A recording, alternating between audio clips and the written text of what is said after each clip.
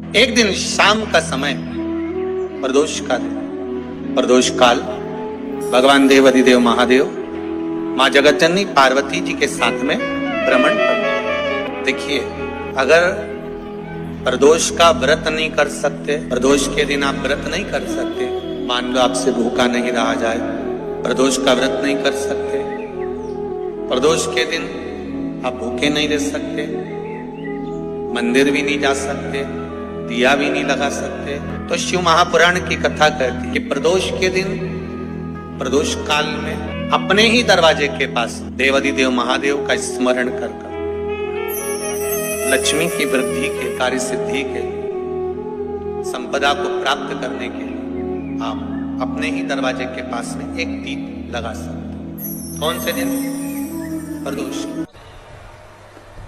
उससे 1000 गुना शिवलिंग में बल की प्राप्ति होती है।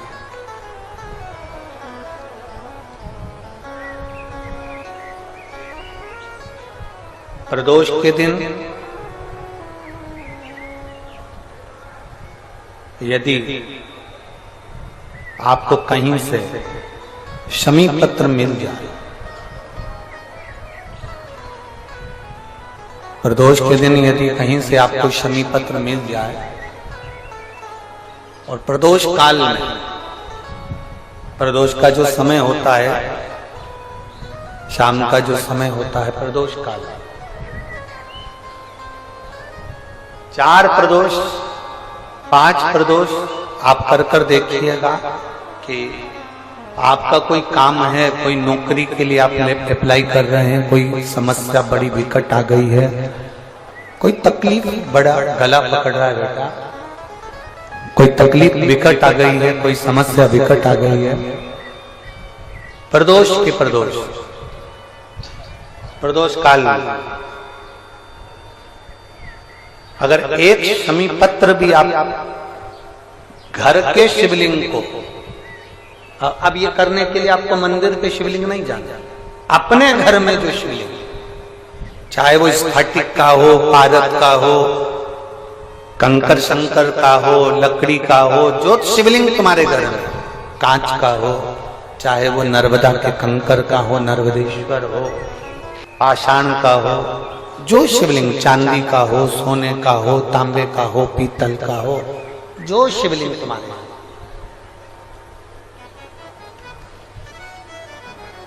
एक शमी पत्र यदि आप भगवान शंकर के शिवलिंग पर समर्पित कर रहे हो और उस शमी पत्र को उठाकर रात्रि को 9:15 की जो एक मुहूर्त होता है, एक समय होता है, जिस समय पर हम अपने मन की बात भगवान शंकर को कहते हैं, पूर्व में भी इसका वर्णन हम कर चुके हैं कथाओं में, उस 9:15 पर वो शमी पत्र को उठाकर एक कागज में, एक कटोरी में उसको रखते थे। 4 या 5 प्रदोष के उस शमी पत्र को अपने पास में रखिए और जिस कार्य के लिए जा रहे हो उसको जेब में ऊपर के भाग में उसको रखकर लेकर जाइए, आपका वो कार्य सफल होकर ही रहेगा, वो रुक नहीं सकता। शमी पत्र में इतना बल होता है, प्रदोष का जो शमी पत्र होता है वो बड़ा बलवान होता है, बड़ा एक पत्र है। 2 चीजें बड़ा स्मरण में रखिएगा। एक, बैसाख महीने में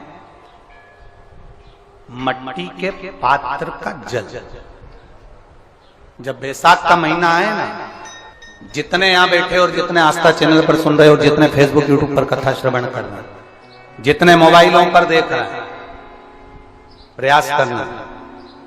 बैसाख के महीने में मिट्टी के पात्र में जो रात्रि भर जल रखा हो, मिट्टी के पात्र में, अगर आपके पास में घड़ा हो, हंडा हो, नी हो, तो दिया हो, दीपक हो, कुल्लड़ हो, कोई भी तुम्हारे पास में जो मिट्टी का पात्र, उसमें जल भरना। वो जल बैसाख के महीने की किसी भी सोमवार के दिन, किसी भी सोमवार के दिन, बैसाख महीने या किसी प्रदोष के दिन या बैसाख महीने के शिवरात्रि के दिन, वो मिट्टी के पात्र का जल अपने घर के प्रत्येक व्यक्ति का स्पर्श कराकर उस मिट्टी के पात्र के जल को तांबे के पात्र में डाल लीजिए और घर के प्रत्येक व्यक्ति का स्पर्श करा लीजिए और शंकर भगवान पर कुंदकेश्वर महादेव के नाम से समर्पित करिए। कुंदकेश्वर महादेव। कभी जीवन में पीछे पलट कर देखने की जरूरत नहीं पड़ेगी, आप उन्नति की सीढ़ी की ओर बढ़ते चले जाओ। किसी भी प्रदोष के दिन, प्रदोष काल में एक बार लगा दे, उसके बाद में अपनी कामना कर कर बेलपत्री। एक छोटा सा उपाय अवश्य करिएगा। अगर बच्चे कोई एग्जाम में बैठ रहे हैं या कंपटीशन एग्जाम है या नौकरी के लिए अप्लाई कर रहे हो, मान लो 4-6 महीने से बैठे हो, 8 महीने से बैठे हो, सर्विस नहीं है, नौकरी नहीं है, तो एक छोटा सा उपाय अवश्य करिएगा शिव महापुराण का। महाराज बेलपत्री के पेड़ के नीचे विराजमान होकर, बेलपत्री के पेड़ के नीचे जिसको नौकरी के लिए या एग्जाम में बैठ रहा है वो जल चढ़ाए, बेलपत्री के पेड़ के नीचे थोड़ा सा दूध चढ़ाए, फिर जल चढ़ाए और अपने राइट भाग में घी का दिया और अपने लेफ्ट भाग में तेल का दिया। किसी भी प्रदोष के दिन, प्रदोष काल में एक बार लगा दे, उसके बाद में अपनी कामना कर कर बेलपत्री के पेड़ के नीचे धोख लगाकर प्रणाम कर कर आ जाए और चले जाए इंटरव्यू के लिए, बाबा उत्तीर्ण करा ही देगा, नौकरी दिलाए। जिस दिन रविवार की प्रदोष पड़े उस दिन एक लाल वस्त्र में पीली सरसों रखकर और उसके अंतर्गत कुछ भी, एक या तो बमूल का कांटा ना मिले तो गुलाब का कांटा ही उसके अंतर्गत रखिए। और मान लो कोई काम ऐसा है कि उसमें पैसा तुम्हारा आ ही नहीं रहा, बहुत घाटे पर घाटा जा रहा है, नुकसान बहुत हो रहा है और कोई काम हो ही नहीं रहा, तो महाराज जिस दिन रविवार की प्रदोष पड़े उस दिन एक लाल वस्त्र में पीली सरसों रखकर और उसके अंतर्गत कुछ भी, एक या तो बमूल का कांटा ना मिले तो गुलाब का कांटा ही उसके अंतर्गत रखिए और उसको शिव मंदिर का स्मरण कराकर शंकर भगवान का नाम लेकर रू भैरव, कौन सा भैरव है उसकी भी कथा भी आने वाली है। ये दारुक नाम के राक्षस का संहार करने के लिए जब माता अवतार लेगी तब शंकर भगवान बच्चे का रूप रखकर रोएंगे, तो शिव जी का एक नाम होगा रू भैरव। ये भैरव कहां पर रहता है तो कहा ये शमशान में रहता है। कहां रहता है ये भैरव? शंकर का जो एक अवतार है रू भैरव, ये भैरव अवतार शमशान में रहता है। तो इस भैरव का काम क्या है तो कहा शमशान में, शमशान की जो अग्नि होती है भले की लकड़ी रहे, भले उसमें कोई पदार्थ डाले ना डाले, थोड़ी देर में वो अग्नि रू आवाज, हल्की सी शमशान की जो अग्नि जलती है उसमें आवाज आती है। आप जैसे कोई अग्नि जलाएंगे तो उसमें आवाज नहीं आती, ध्यान देना। शमशान में अगर जो लोग गए होंगे मुर्दा जलाने के लिए, तो अगर वो एकांत में बैठेंगे तो उसमें से एक आवाज आती है रू रू। तो शिव पुराण कह रही है कि उस सरसों को, कांटे को रू भैरव का नाम लेकर जिस व्यापार जो नहीं चल रहा है, दुकान जो नहीं चल रही है, उस दुकान के सामने, उस व्यापार के सम्मुख में उसको जला दिया जाता है। ये करा जाता है रवि प्रदोष के। कौन से प्रदोष? रवि प्रदोष, जो सुख का भान कराता है, व्यापार की उन्नति के लिए, समृद्धि के लिए, लक्ष्मी के लिए इसका प्रयोग किया जाए। तो यहाँ पर दारुक नाम का जो असुर है, दारुक नाम का जो राक्षस है, उसका एक ही कहना है कि मैं मरूं, मना नहीं है ब्रह्मदेव पर। वो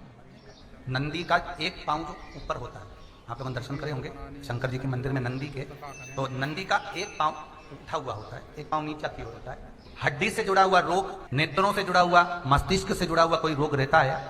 तो एक नीले कलर का फूल आता है हमारा, उस फूल में हल्दी डालकर गुरुवार का प्रदोष पड़ने पर जो नंदी के पांव के पास समर्पित कर देता है हमारा, उसका रोग धीरे धीरे समाप्त होने लगता है।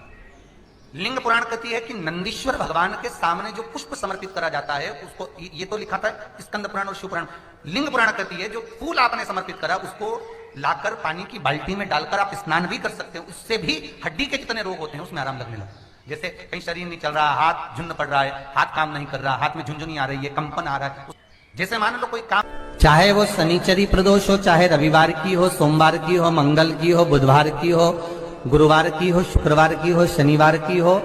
कोई भी वार की हो, प्रदोष, प्रदोष काल में शाम का समय सूर्य डूब रहा हो, बस डूबा ही हो, और उस समय पर केवल 3 दिन ऐसे रहेंगे, 3 बार ऐसे रहेंगे, 3 तिथियां ऐसी रहेंगी, 3 समय ऐसा रहेगा जिस समय पर तेरे द्वारा निर्मित शूल को भी शिव धारण करेगा और जगत का कल्याण करेगा। 3 दिन 3 तिथियां 3 बार 3 नक्षत्र 3 घड़ी 3 पल।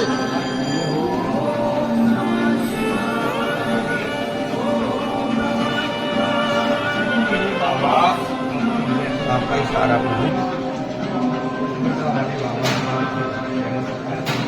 बलदेव भगवान की जय।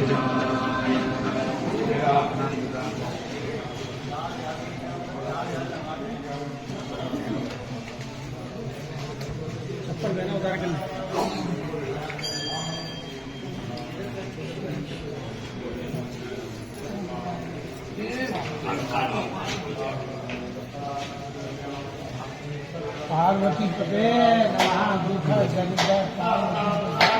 हर हर महादेव।